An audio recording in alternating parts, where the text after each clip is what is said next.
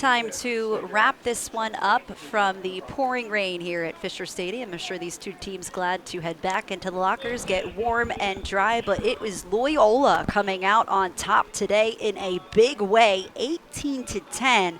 Overwhelming the Leopards, and that all started in the first quarter, putting up runs of 4 to best the Leopards here today, Alex. I mean, the first half, they really solidified their dominance here on the attack.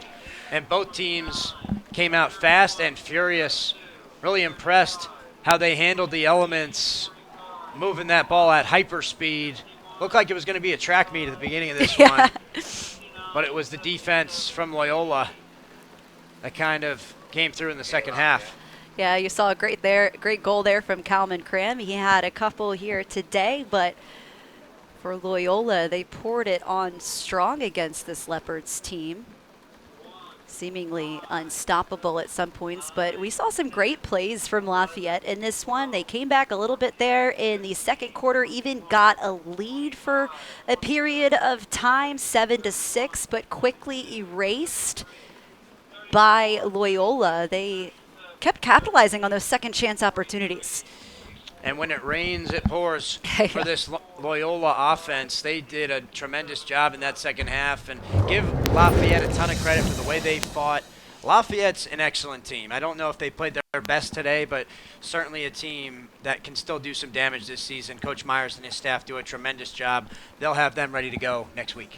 Outscored 7-2 here in the second half. Their largest run from the Greyhounds was of 5 there, trickling from the third to the fourth quarter.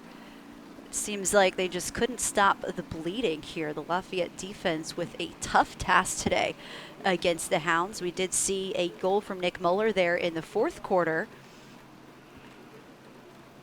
Didn't bring enough of a spark to get the win here. They drop their third Patriot League contest of the season as we take a look at our final statistics, and Loyola leading in a lot of those categories.